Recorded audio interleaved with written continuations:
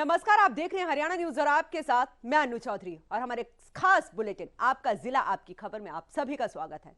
तो दूसरे दिन के बजट सत्र के बाद सीएम मनोहर लाल ने प्रेस कॉन्फ्रेंस की। इस दौरान सीएम ने कहा कि विपक्ष का काम केवल विरोध करना है, विपक्ष सत्ता पक्ष की कभी तारीफ नहीं कर सकता है।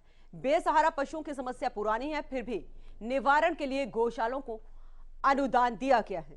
पंचायती जमीन पर गौशाला बनाने के लिए 1000 प्रति एकड़ प्रति वर्ष देना सुनिश्चित किया गया है। 150 के करीब लोग यूक्रेन में हैं, जिनको जल्द लाने का प्रयास जारी है।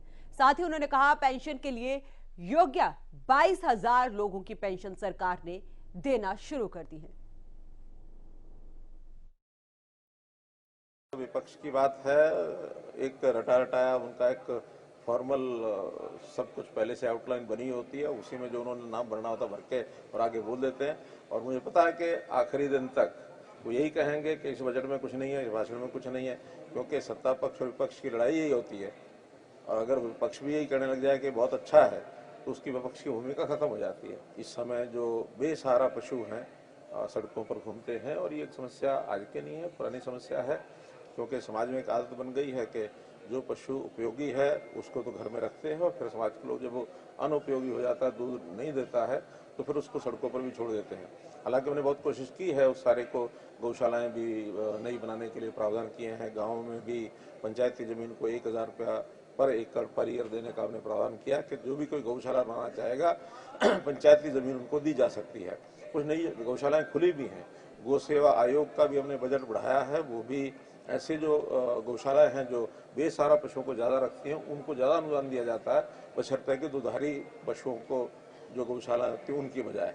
गौशालाओं को कैसे उपयोगी बनाया जाए, उनका जो गोबर है या गोमूत्र है उसके माध्यम से बनने वाली कुछ दवाइयाँ हैं, कुछ अन्य चीज़ें भी हैं, उसकी उद्योग के अंदर कैसे उपयोगिता की जा सकती है, खाद का किस प्रकार से अच्छा उपयोग किया जा सकता है, फिनाइल उसमें से बनाई जा सकती है।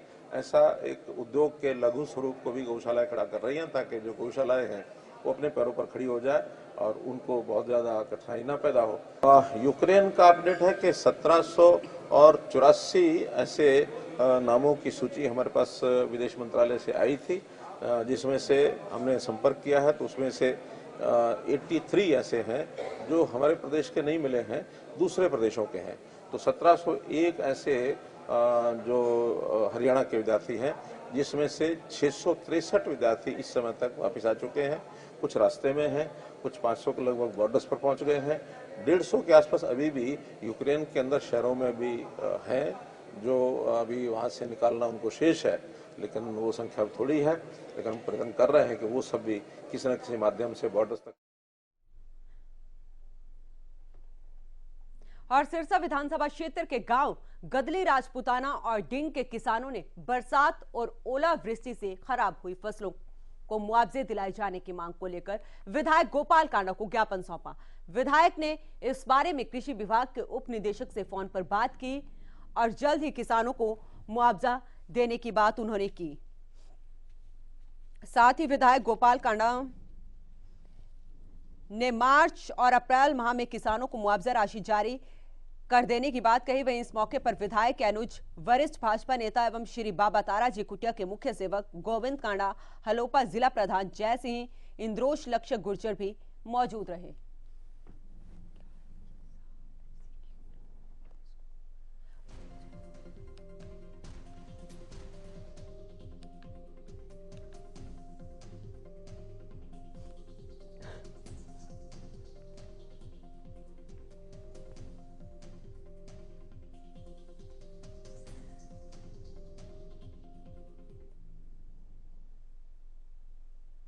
और श्री अमरनाथ सेवा समिति सिरसा के पदाधिकारियों ने सिरसा के विधायक, पूर्व गृह राज्य मंत्री एवं हलोपा सुप्रीमो गोपाल कांडा से मुलाकात की। इस अवसर पर श्री बाबा तारा कुटिया के मुख्य सेवक एवं भाजपा नेता गोविंद कांडा भी मौजूद थे। समिति सदस्यों ने सिरसा में हुए विकास कार्यों की प्रशंसा की। साथ ही विधायक गोपाल कांडा द्वारा करवाए गए सामाजिक और धार्मिक कार्यों को सराहा। श्री अमरनाथ सेवा समिति के सदस्यों ने विधायक गोपाल कांडा और उनके अनुज गोविंद कांडा को ज्ञापन सौंपा। ज्ञापन में बाबा अमरनाथ मंदिर निर्माण और डिस्पेंसरी खोलने के लिए जगह उपलब्ध करवाने की मांग की गई है। साथ ही गोविंद कांडा ने उन्हें आश्वासन दिया कि शासन और प्रशासन से इस बारे में बातचीत कर जगह उपलब्ध करवाई जाएगी। ज्ञापन में कहा कि समिति को भगवान अमरनाथ जी का भव्य मंदिर बनाने के लिए और समाज में बेसहारा महिलाओं को सम्मान दिलाने को डिस्पेंसरी खोलने के लिए जगह की जरूरत है।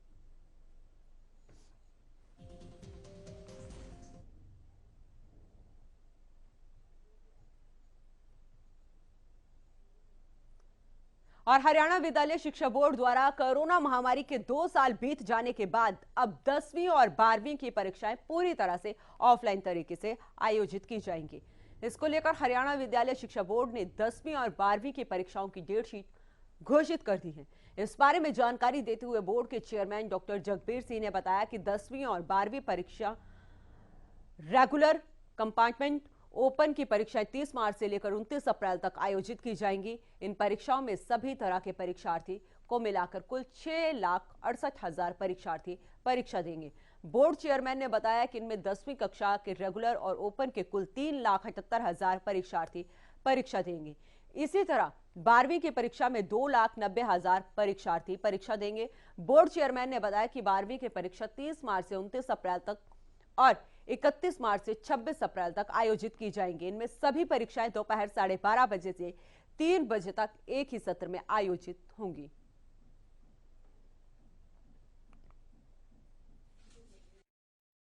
इस बार हरियाणा विद्यालय शिक्षा बोर्ड की 10वीं 12वीं की रेगुलर कंपार्टमेंट डिस्टेंस एजुकेशन या अन्य प्राइवेट विद्यार्थियों की परीक्षाएं 30 मार्च से प्रारंभ होकर के 29 अप्रैल तक चलेंगी। 12वीं की परीक्षाएं 30 मार्च से 29 अप्रैल तक और 10वीं की 31 मार्च से 26 अप्रैल तक रहेंगी। इस परीक्षा में लगभग 10वीं के ओपन रिपेयर के, प्राइवेट के, रेगुलर के सब मिलाकर के 3,78,000 विद्यार्थी परीक्षा में बैठेंगे और इसी प्रकार 12वीं के सभी प्रकार के मिलाकर के 2,90,000 विद्यार्थी इस परीक्षा में बैठने वाले हैं। कुल मिलाकर के 6,68,000 विद्यार्थी इस परीक्षा में बैठने वाले हैं।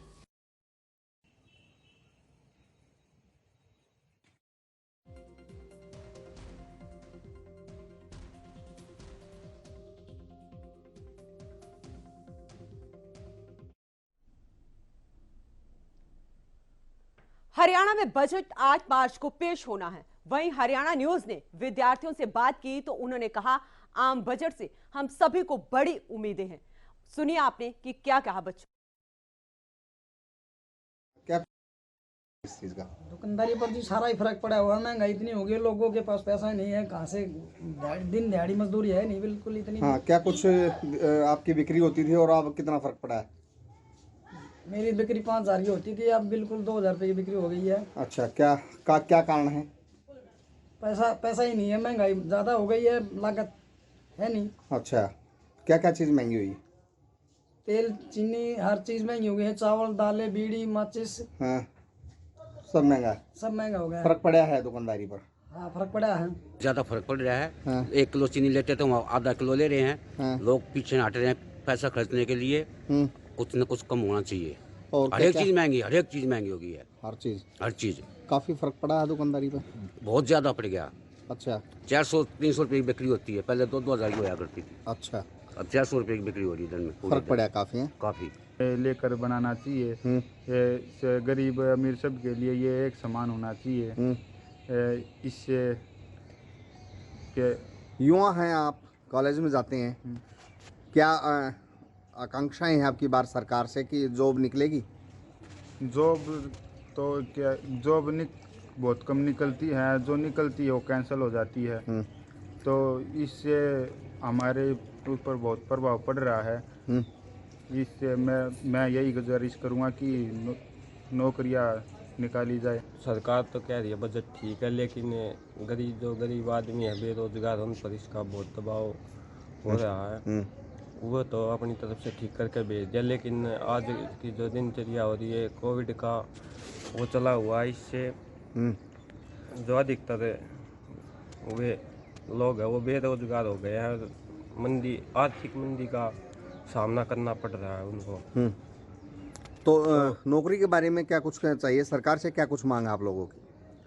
सरकार से यही मांग, हम अपनी पढ़ाई कर रहे हैं, सरकार को नौकरी निकालनी चाहिए। यह हमारी योग्यताओं के अनुसार कोई जो सरकार वैकेंसी निकालती है उसमें कभी तो पेपर लीक हो जाता है, कभी हम पेपर दे के आते हैं, वो घर पर आते नहीं उससे पहले पता चलता है कि वो लीक हो गया, पेपर कैंसिल हो गया। कई वो रिश्वत लेते हुए पकड़े जाते हैं, उनके बड़े अफसर है, उनका तो कुछ बिगड़ नहीं रहा। ये हमारे जैसे आम बच्चों पर इसका प्रभाव पड़ रहा है। गैस भी बढ़ गया और चीनी पत्ती ये के का कर सब्जी हर एक चीज बढ़ गई। हाँ।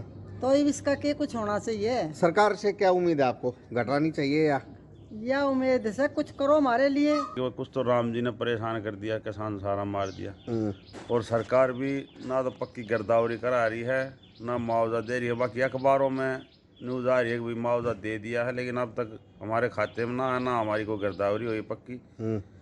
तो किसान अब की बार बहुत परेशान है। कृषि यंत्रों को लेकर सब्सिडी की बात कर रही है सरकार, कई बार कृषि यंत्रों को लेकर सब्सिडी की कह तो रही है, वो स्कीम भी दे रही है लेकिन मिल नहीं रही है। खाद में और बीज में छूट की भी बात है, न कोई छूट की तो बात जब होगी जब खाद पूरा मिला ही नहीं। अब की बार तो किसान बहुत परेशान रहा है, लाइन में लग लग के वापस घर आए हैं और खाद मिला ही नहीं है। सब्सिडी और वो तो जब बाकी बात है जब पहले मिल।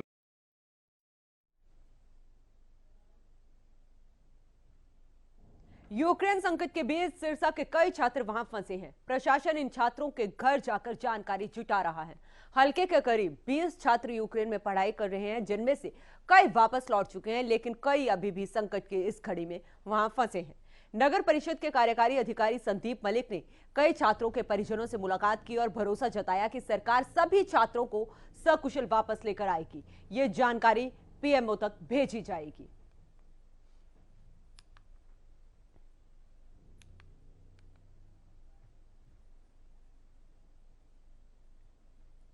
यूक्रेन में फंसे छात्र छात्राओं को निकालने के लिए सरकार के साथ साथ लोग भी प्रयास कर रहे हैं। सरकार हवाई जहाज भेजकर छात्रों को निकाल रही है, तो वहीं परिजनों ने यूक्रेन में फंसे छात्रों की मदद के लिए व्हाट्सएप ग्रुप बनाया है। इस ग्रुप के माध्यम से माता पिता को अपने बच्चों के बारे में सारी अपडेट के साथ सकुशल होने की जानकारी मिल रही है। से ये फायदा हो रहा है कि इस ग्रुप से हमें अपडेट मिल रही है पल पल की, कि इस टाइम बच्चा कहाँ पहुँचा है, इस टाइम बच्चा कहाँ पहुँचा है। इसी ग्रुप के माध्यम से ही मुझे मेरी बेटी की पल पल की न्यूज़ मिली है कि मेरा बच्चा इस टाइम कौन से बॉर्डर पे पहुँचा है, फिर कौन से बॉर्डर पे पहुँचा और कब बच्चा फ्लाइट में बैठा है। इस ग्रुप से यही फ़ायदा मिल रहा है और सभी पेरेंट्स को इस ग्रुप के माध्यम से पल पल की अपने बच्चे की सारी अपडेट।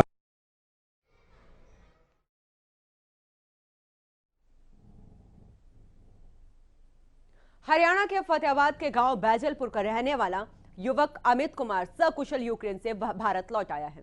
घर वापसी पर अमित के परिजनों ने खुशी जाहिर की है। वहीं अमित की बहन ने भाई का तिलक कर अपने भाई का स्वागत किया। इस दौरान अमित कुमार ने कहा, यूक्रेन में फंसे स्टूडेंट्स की देश लौटने की राहें कांटों भरी हैं। रोमानिया बॉर्डर तक पहुंचने में काफी दिक्कतों का सामना करना पड़ा। 30 घंटे तक भूखा प्यासा रहना पड़ा।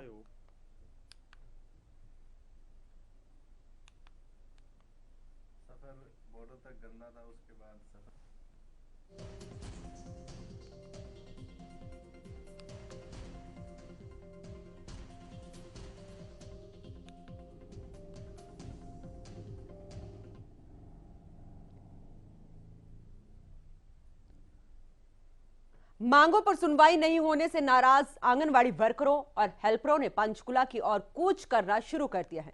वहीं पंचकुला की तरफ से जा रहे आंगनवाड़ी वर्करों और हेल्परों को पुलिस ने मुसाहिब वाला गांव में रोक लिया है। इस दौरान आंगनवाड़ी वर्करों और हेल्परों ने कहा, पिछले 3 महीने से धरने पर बैठे हैं, लेकिन अभी तक मांगे पूरी नहीं हुई हैं।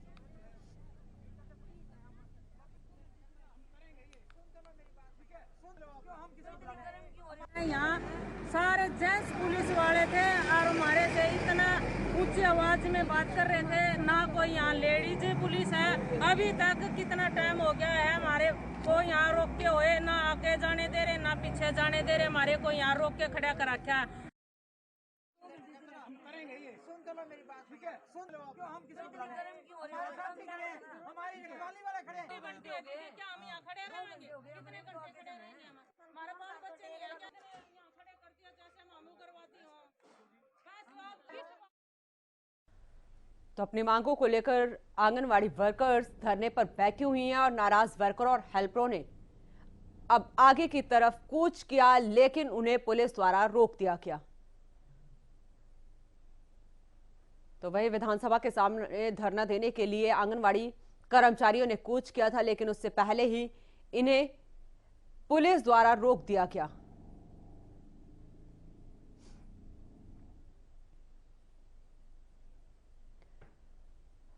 गुरुग्राम में 10 साल पुराने डीजल और 15 साल पुराने पेट्रोल वाहनों पर लगाए प्रतिबंध को लेकर फतेहाबाद में सड़कों पर टैक्सी चालकों ने प्रदर्शन किया।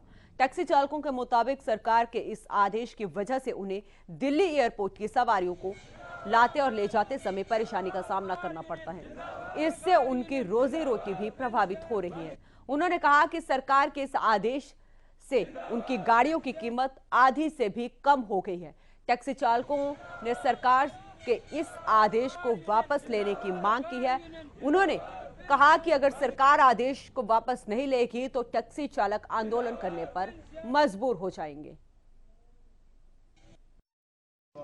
जो 10 साल पुराने वाहन सरकार कह रही है कि बंद कर रहे हैं।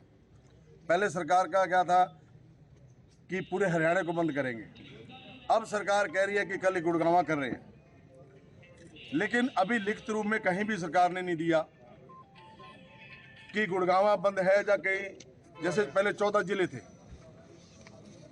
अब कल की जो बात बता रहे हैं कि वो कह रहे हैं कल गुड़गांव बंद है। तो हम चाहते हैं कि गुड़गांव भी हमारे लिए खुलना चाहिए, इसीलिए आज हम धरना प्रदर्शन, रोड प्रदर्शन कर रहे हैं कि हमारे लिए गुड़गांव भी खुलना चाहिए। आप हमारे को 15 साल की पासिंग आप आरसी बना के दे रहे हो और गाड़ी हमारी आप चलने दे 10 साल में आप डैमेज करना चाहते हो, तो हमारे को डबल मार ना मारी जाए, क्योंकि हम सरकार को टैक्स दे चुके हैं। और वहीं हरियाणा डेयरी विकास निगम के चेयरमैन की अध्यक्षता में नगर निकाय चुनाव को लेकर जेजेपी कार्यकर्ताओं की मीटिंग बुलाई गई, जिसमें नगर निकाय चुनाव को लेकर विचार विमर्श किया गया। साथ ही कार्यकर्ताओं को चुनाव के लिए सतर्क रहने को कहा गया। डेयरी विकास निगम के चेयरमैन रणधीर सिंह ने कहा कि जेजेपी और बीजेपी पार्टी गठबंधन के तहत नगर निकाय चुनाव लड़ेंगे और पार्टी के आदेश अनुसार जहां भी फैसला होगा वहां जेजेपी के सिंबल पर चुनाव लड़ा जाएगा।